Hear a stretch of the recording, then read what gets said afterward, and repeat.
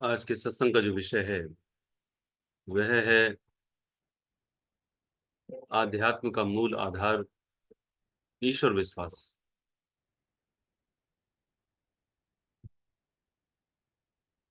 आज हम सभी ईश्वर पर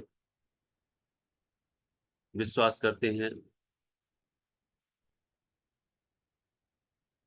राम, कृष्ण, नानक, कबीर, हम सभी पर विश्वास के नाम पर कहते हैं कि हाँ, हमें बड़ा विश्वास है।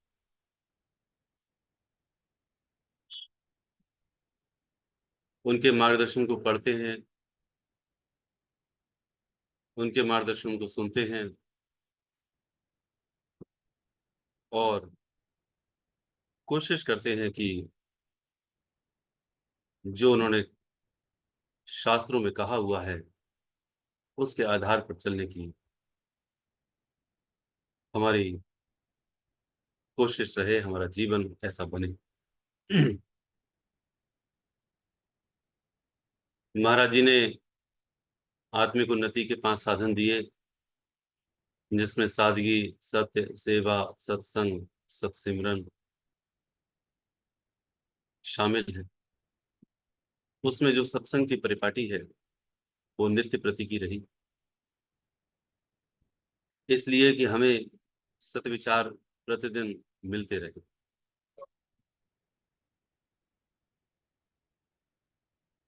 सत्विचार का अर्थ सीधा सा है कि जो ईश्वर की वाणी है और जो ईश्वर के वचन हैं, उन वाणी और वचनों को हम नित्य प्रति इस प्रकार सुने जिससे कि हम अपनी कमियों का अवलोकन करते रहें, कहाँ हम अपनी कमी में खड़े हुए हैं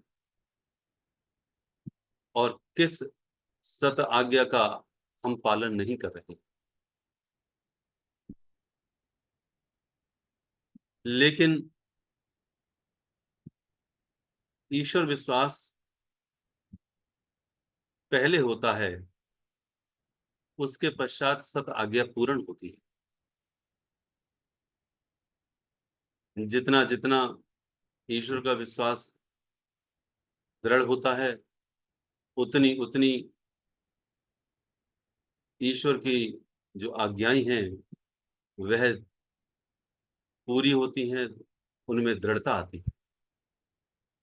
जितना जितना ईश्वर विश्वास कम होता है, उतनी ईश्वर की जो आज्ञाएं हैं उनको ज्यों का त्यों मानना कम होता जाता है। और संसार की जो चलन है, संसार का जो वातावरण है, आसपास जो माहौल है, जिस संगत में वह है, उसकी मन और बुद्धि पर वह हावी हो जाता है। उसको उसको पता ही नहीं चलता कि वह संसार रूपी दलदल में कितना फंस गया है। इसीलिए सत्संग में सत्विचार करते हुए अपनी कमियों को नित्य प्रति हम विचार करते रहें।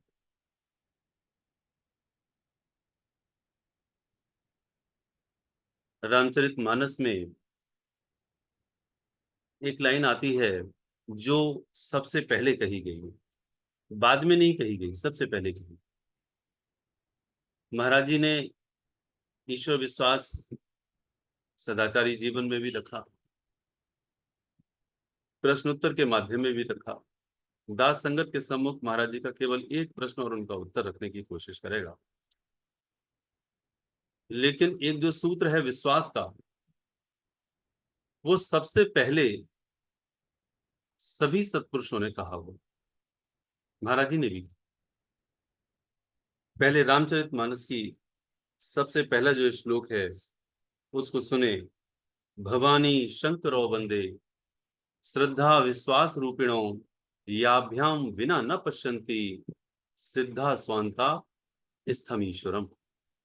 अर्थात भवानी और शंकर श्रद्धा और विश्वास, ये उसके रूप। इन दोनों के बिना, यानी यदि किसी मनुष्य को ईश्वर पर श्रद्धा नहीं है, ईश्वर पर विश्वास नहीं है, जो भवानी और शंकर के स्वरूप है, अर्थात माँ पार्वती और भगवान शिव,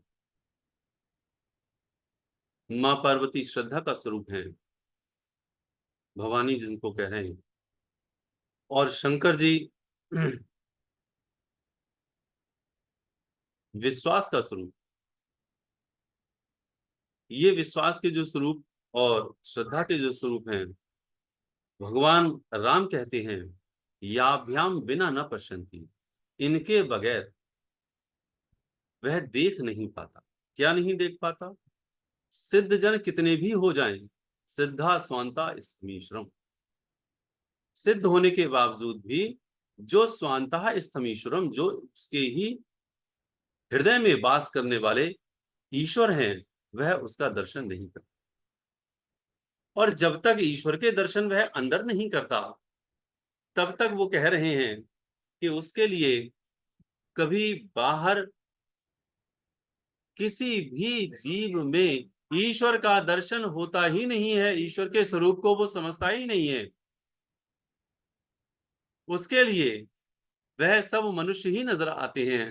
उसके लिए मनुष्य के अंदर वह जो सत्ता है, जो ईश्वर है, वह जो आत्मा है, वह आत्म तत्व है, वह उसमें नजर नहीं आता। और जब नजर आने लगता है, तब वो चौपाई आती है कि सिया राम मैं सब जग जानी, करहूं प्रणाम जोरे जुग पानी। जब उसके लिए अपने ही स्थिर, अपने ही निज हृदय में, जो हृदय स्वरूप, जो उसका ईश्वर है, जो जहां पर स्थित है, जिसको कहते हैं ना अहम आत्मा गुडाकेश, हे अर्जुन मैं आत्मा ही हूं। आत्मा परमात्मा का अंश है, इसलिए वह जो परमात्मा तत्व है, वह अपने ही अंदर जब इस उसको नहीं अनुभव करता, जब वह नहीं देखता, तो वह दूजों में क्या देखेगा, क्या समझेगा?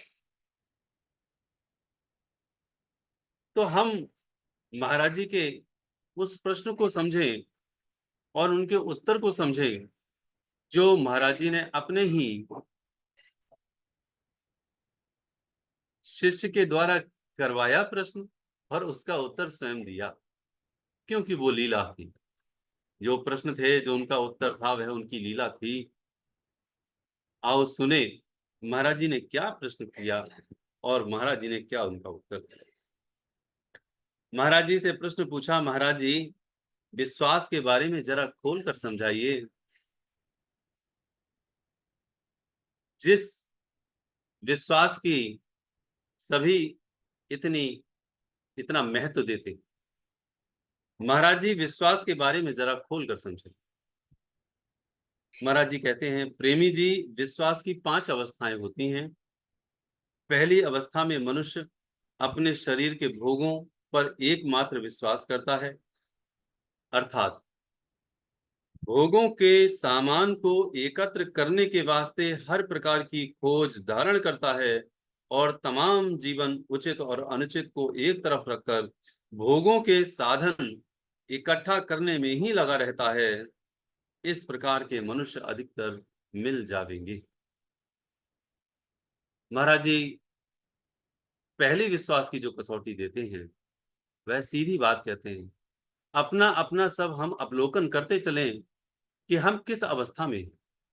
यदि रात और दिन हम अपने शरीर के भोगों को ही इकट्ठा कर रहे हैं, उनके साधनों को ही इकट्ठा कर रहे हैं, तो मान लेना चाहिए कि हम विश्वास की पहली श्रेणी श्रेणी में। और त्रिकालदर्शी सतपुरुष ने अंतिम लाइन इसमें कही है, ऐसे मनुष्य अधिकतर मिल जावेंगे। अधिकतर ऐसे मनुष्य मिलते हैं जो विश्वास की इस श्रेणी में हो, मेरे सुख बने रहें, मैं बना रहूं, मेरे जितने साधन हैं वो बने रहें, और ये जो साधन हैं वो कभी खत्म ना हो, मेरा सुख कभी खत्म ना हो, ऐसा विश्वास लेकर के वह साधनों का आडंबर अर्थात उनको इकट्ठा करते ही रहते। किस प्रकार मेरा मकान अति से अति सुंदर हो जाए, उसमें सब सुख सुविधाएं विलासताएं, कोई भी तकलीफ ना हो।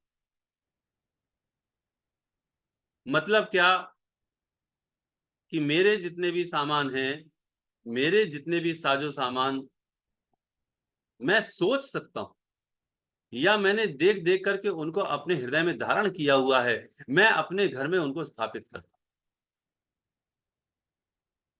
जिस मित्र से मुझको सुख मिलता है, जो मित्र मेरे मतलब की बात करता है, जो नातेदार रिश्तेदार मेरे मतलब की बात करता है, या मैं उन्हीं लोगों को अपना मित्र और अपने नजदीक रखता हूं जो मेरे लिए सुख प्रदान करते हैं, मेरे अपनों के लिए सुख प्रदान करते हैं। मेरा बिजनेस किस तरह से फैल जाए, मेरी दुकान, मेरा मकान, मेरी सर्विस, ये जितने भी चारों तरफ की चीजें हैं, वह मेरे लिए सुख दे दे, ऐसा जब कोई अपने हृदय में धारण कर लेता है और उसी के अनुसार चलता है, भगवान को भी मानता है, लेकिन उसकी धारणा अंदर ही अंदर ये निश्चित बनी रहती है कि भोगों में ही सुख है।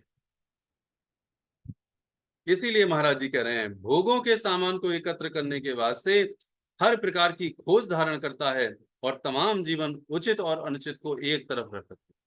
यहाँ पर बात उचित और अनुचित की आई है कि वह ये नहीं देखता कि दूसरे को सुख हो रहा है, दूसरे को दुख हो रहा है, नहीं, मतलब नहीं है इस बात का।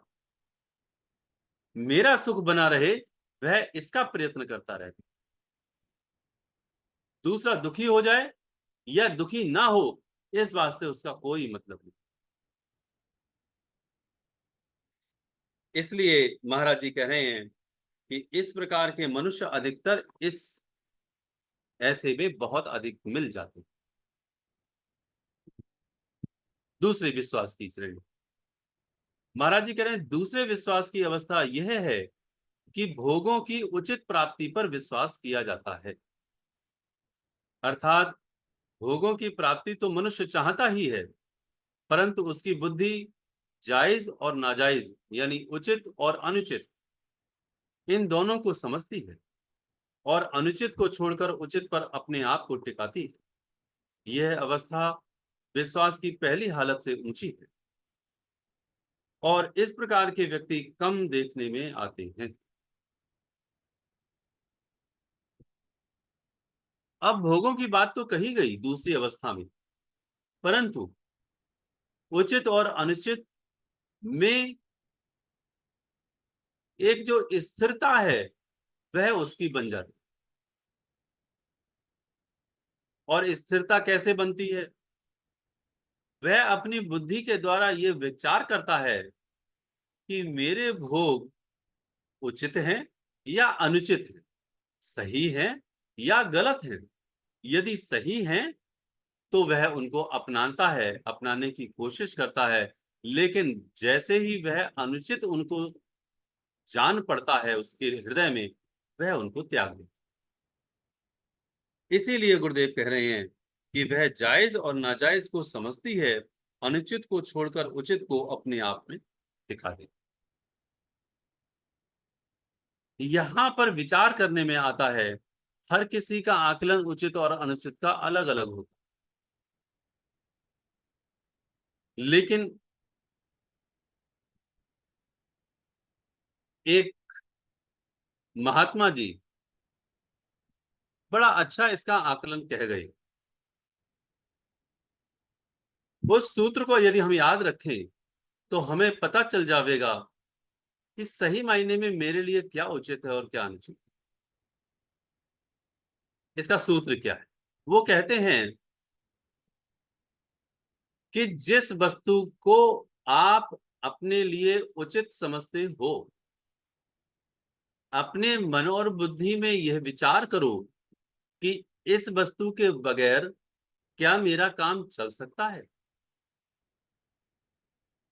यदि उत्तर मिले हाँ तो वह अनुचित, यदि उत्तर मिले ना तो वह उचित। जैसे यदि किसी के लिए मोटरसाइकिल की आवश्यकता है, जरूरी है, उसने मन में विचार किया कि क्या मेरा काम इसके बगैर चल सकता है। कई लोगों के ऐसे बिजनेस होते हैं जिनका काम, मोटरसाइकिल तो क्या, कार के बगैर नहीं चलता। यदि वहां पर यह उत्तर मिले कि हाँ मेरा काम इसके बगैर चल सकता है, इसका मतलब वह उसके लिए उचित नहीं, वह उसके लिए अनुचित हो। मेरा काम यदि 2 शर्ट्स में चल सकता है तो तीसरी मेरे लिए उचित नहीं है। ये उसकी पराकाष्ठा है, ये उसकी सीधी सीधी सी लाइन है कि यदि वस्तु के बगैर मेरा काम चल सकता है तो मेरे लिए वह वस्तु अनुचित हो जाती, और मेरा काम उसके बगैर कभी नहीं चल सकता, चल ही नहीं सकता, तो वह उचित है, ठीक है। इसीलिए उचित और अनुचित का जो आकलन है बड़ा अच्छा लगता है कि हाँ, अपनी ईमानदारी से अपने हृदय में विचार करके देख ले कि हाँ वह मेरे लिए जरूरी है या नहीं। महाराज जी आगे कहते हैं, तीसरी अवस्था विश्वास की यह है कि भोगों को नाशवान समझकर उनसे घृणा करना। इस प्रकार के विश्वास की अवस्था के व्यक्ति सब प्रकार के भोगों से वैराग्य रखते हुए उनसे ऊपर उठने की चेष्टा करते हैं। इस प्रकार के व्यक्ति बहुत कम दृष्टि में आते हैं। सब सब चीज लिख दी है महाराज। गुरुदेव कहते हैं कि तीसरी अवस्था में भोगों को नाशवान समझते हैं।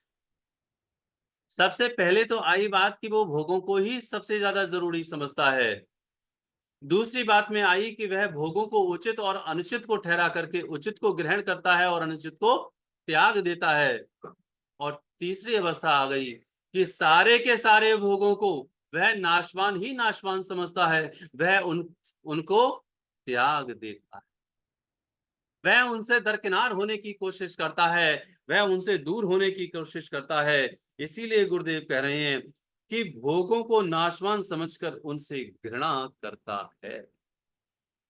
हम अपना अपना आकलन करें कि ईश्वर के विश्वास में हम सबसे पहली श्रेणी में हैं, दूसरी श्रेणी में हैं या तीसरी श्रेणी में हैं। इसकी श्रेणी तो 5 है, ये 5 श्रेणी आती है।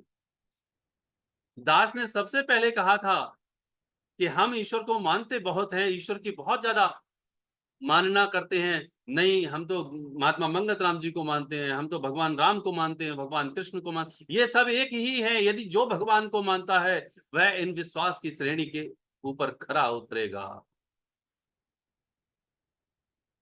हमारी विश्वास की श्रेणी क्या तीसरी है? क्या हम भोगों को नाशवान समझ करके उनसे घृणा कर रहे हैं? हम अपने आप को बड़ा होशियार समझते हैं और अपनी बुद्धि को दूसरों से हमेशा श्रेष्ठ समझते हैं। हमारे गुरु का क्या कहना था? हमारे गुरु ने अपने शिष्यों से क्या कहा? ये हर वशर को अपने से श्रेष्ठ समझते हैं। वशर कहते हैं मनुष्य को। ये अपने ये हर वशर को अपने से श्रेष्ठ समझते हैं और शिष्यों के लिए ये बाल तक नुचवाने को तैयार। हमारे गुरु जो त्रिकालदर्शी हैं, जो ईश्वर रूप हैं, जो ईश्वर ही हैं, वो हर बशर को अपने से श्रेष्ठ समझते हैं। लेकिन हमारी हालात ये है कि हम अपने को सबसे ज्यादा श्रेष्ठ समझते हैं।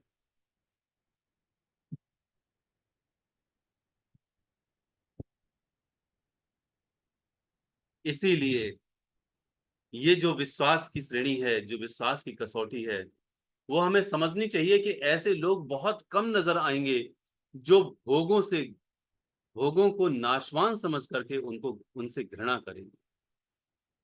मेरी देह के हर भोग, मेरी देह के हर भोग नाशवान हैं।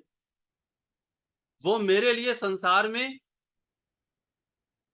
एक दलदल की तरह मेरे लिए फंसा रहे हैं और मैं उसमें घुसता चला जा रहा हूं, इसलिए वह घृणा करेगा। दलदल की हर कीचड़ से जो मुझे ईश्वर से दूर लेकर के जा रही है, वह उनसे घृणा करेगा। इसलिए उनका त्याग ही नहीं, वह बल्कि उनसे नफरत करेगा। क्योंकि जो मुझे ईश्वर से दूर ले जाए, वह मेरे लिए तो दुश्मन है। इसीलिए हमारे प्रभु हमारा हाथ कभी नहीं छोड़ते। हम भले ही कोई गलत चीज का भी प्रयास करें, कोई गलत वस्तु को प्राप्त करने का प्रयत्न भी करें, लेकिन मेरे प्रभु मेरे लिए बचा लेते हैं। मेरे प्रभु मेरे लिए उससे दूर कर देते हैं। ऐसा विश्वास धारण करना चाहिए और हर एक भोग से नफरत ही करनी चाहिए। ये चौथी श्रेणी, ये तीसरी श्रेणी है, क्षमा करें, ये तीसरी श्रेणी। अब चौथी श्रेणी को सुने। महाराज जी कहते हैं चौथी अवस्था विश्वास की यह है कि एकमात्र परम सत्ता, परमात्म सत्ता पर ही दृढ़ता रहती है। इसके विपरीत और जो कुछ भी नजर आता है, वह उसके विश्वास की सीमा से बाहर होता है। इस प्रकार के व्यक्ति बहुत कम नजर आते हैं। यानी केवल उसे भगवान ही भगवान नजर आने लगता है कि यदि जो कुछ भी वह देखता है, उसे सिवाय अपने प्रभु के कुछ नजर ही नहीं आता। जित देखूं तित और सखीरे, सामने मेरे सांवरिया। मीरा कहती हैं कि मेरे लिए मेरा सांवरा ही नजर आता है और कहीं कुछ नजर ही नहीं आता। यदि विष का प्याला भी दिया, तो विष के प्याले में भी मेरा सांवरा ही है। उन्होंने विष का प्याला पी लिया।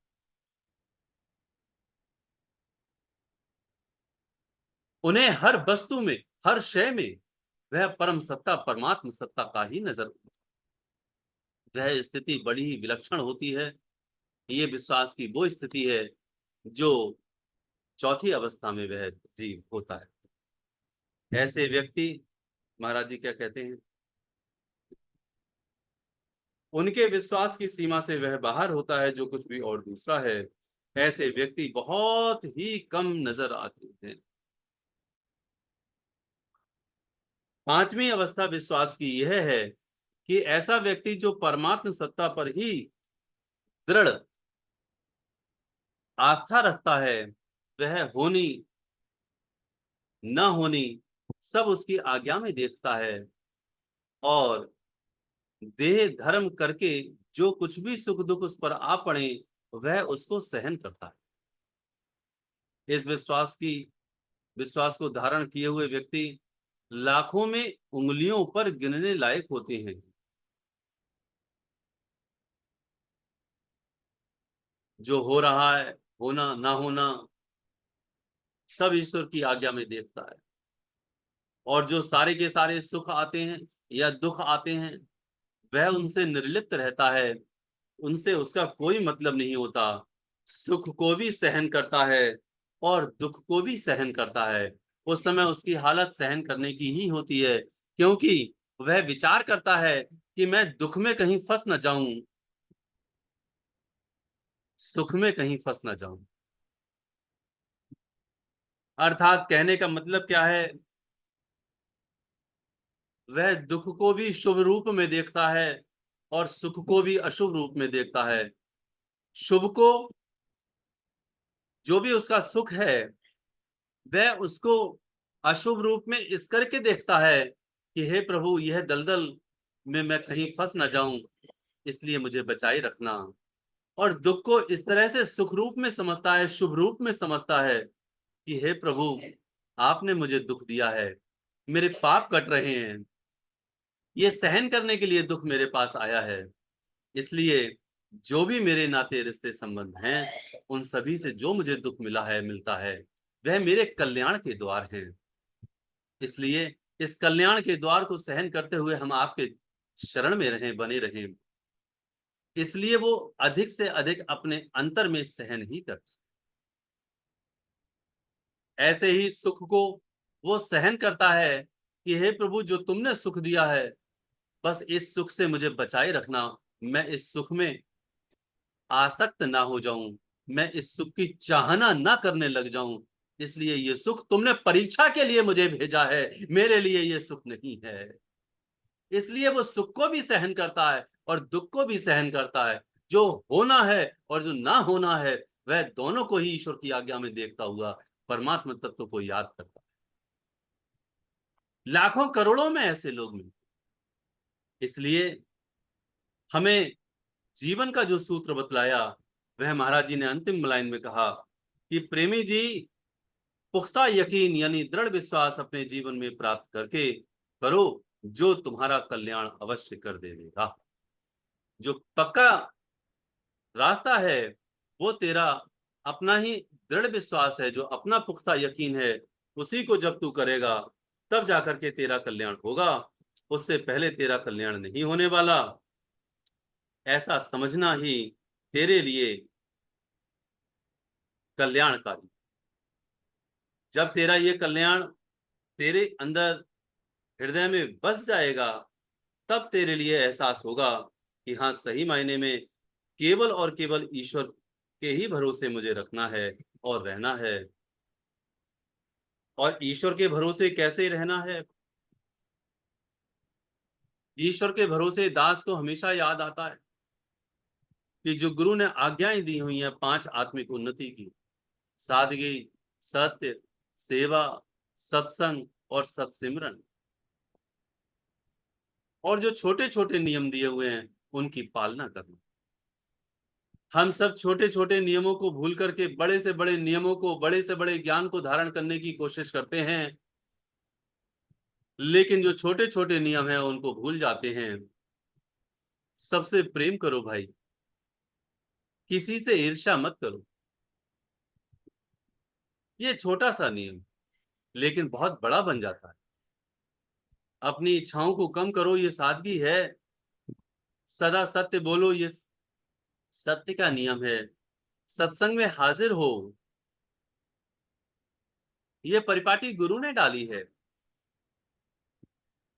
हम सत्संग के उस विस्तार स्वरूप में, उस गहराई में चले जाते हैं, नहीं सत्संग तो हम कर लेते हैं। तो दास को याद आता है कि यदि सत्संग की परिपाटी को महाराज जी ने नहीं डाला, तो और किसने डाला? महाराज जी कहते हैं, प्रेमी देवराज जी जब उनके सम्मुख से अर्थात उनके सामने से उठ करके जाते हैं, तो महाराज जी उनसे कहते हैं, प्रेमी जी क्या हुआ, क्या इनकी बातें तुम्हें अच्छी नहीं लगी? देवराज जी ने कहा, नहीं महाराज जी, ऐसी बात नहीं है, जरूरी काम याद आ गया था। अब महाराज जी कहते हैं, अच्छा ठीक है, काम कर आओ और शीघ्र लौट आना।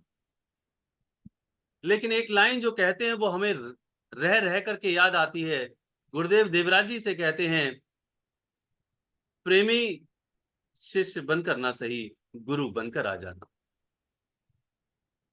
आज हमारे गुरु सत्संग में बुलाने के लिए शिष्य के भी शिष्य बनने को तैयार हैं, शिष्य को भी अपना गुरु बनाने के लिए तैयार हैं। और हम चंद लोग न जाने कितने और होशियार हो चुके, न जाने कितने कितने होशियार अपने आप को समझते हैं। हम सत्संग की परिपाटी को ही भूल जाते हैं। नित्य प्रति सत्संग जो हो रहा है, महाराज जी गुरुदेव चला रहे हैं, चलवा रहे हैं, हम सत्संग में भी हाजिर नहीं होते। हम सत्संग के उस विस्तार, उस व्यापक स्वरूप को समझते हैं। नहीं नहीं, जो सत का संग है, अर्थात ईश्वर के नाम का सिमरन है, वही सत्संग।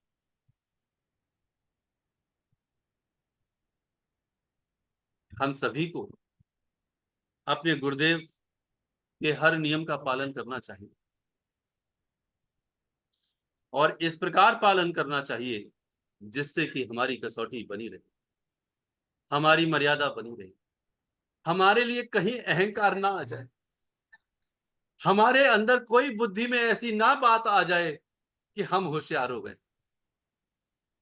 इसलिए सभी प्रेमी जीवों से प्रार्थना है, अपने अंदर ईश्वर विश्वास को जगाएं और अपने गुरु के प्रति, अपने प्रभु के प्रति शरणागति को प्राप्त होते हुए अपने चरम लक्ष्य को, अपने परम लक्ष्य को प्राप्त करने का यत्न। ओम ब्रह्म सत्यम सर्वम